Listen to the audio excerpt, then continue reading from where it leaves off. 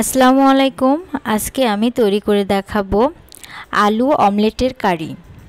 আলু অমলেটের কারি তৈরি করার জন্য প্রথমে এখানে আমি পেঁয়াজ কুচি নিয়ে নিচ্ছি, কাঁচামরিচ কুচি নিয়ে নিচ্ছি এবং লবণ হলুদ সামান্য পরিমাণ দিয়ে দিচ্ছি। দিয়ে ভালো করে মাখিয়ে নিচ্ছি পেঁয়াজ আর কাঁচামরিচ একসঙ্গে ভালো করে মাখিয়ে নিয়েছি।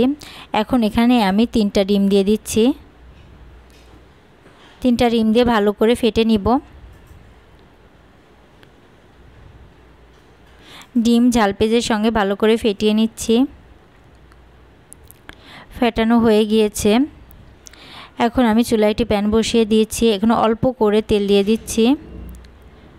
চামচের সাহায্যে ভালো করে নাড়িয়ে দিচ্ছি যাতে সব জায়গায় তেল লেগে যায়। এখন আমি ডিমের অমলেট তৈরি করে নিব। কড়াই আমি সম্পূর্ণ ডিম দিয়ে দিচ্ছি। এখানে আমি আস্তে আস্তে ভাজ করে নিচ্ছি।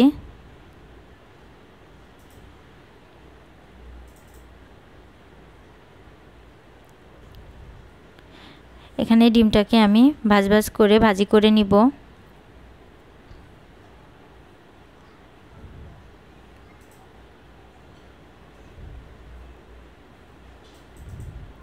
ডিমটা ভালো করে ভাজি করে নিচ্ছি।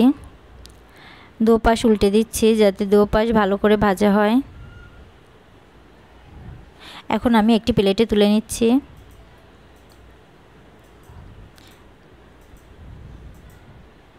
এখন আমি সেই তেলের ভিতরে এখানে হলুদ গুঁড়া হাফ চা চামচ, লবণ হাফ চা চামচ দিয়ে তেলের সঙ্গে ভালো করে মিশিয়ে দিচ্ছি। এখন আমি আলু ফ্রাই করে নিব। এখানে আমি 3টা মাঝারি সাইজে আলু কেটে নিয়েছি। আলুটা ভালো করে হালকা লাল কালার চলে আসলে তুলে ফেলছি।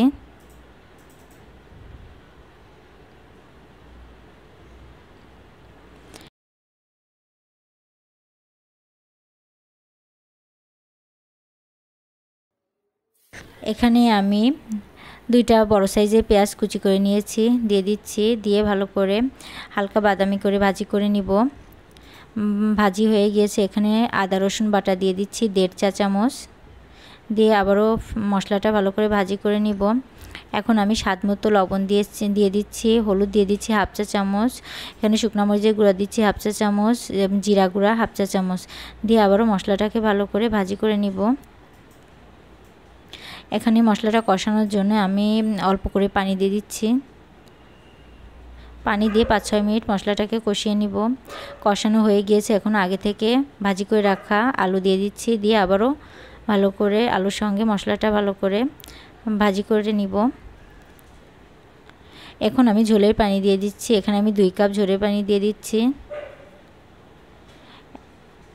পানিতে ভালো করে বলক চলে এসেছে। এখন আমি অমলেটের পিস করে নিয়েছি, সেগুলো দিয়ে দিচ্ছি।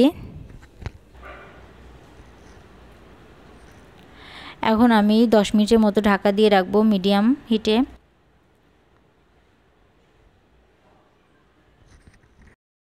তৈরি হয়ে গিয়েছে আলু অমলেটের কারি। এই রেসিপিটি আপনারা বাড়িতে ট্রাই করতে পারেন।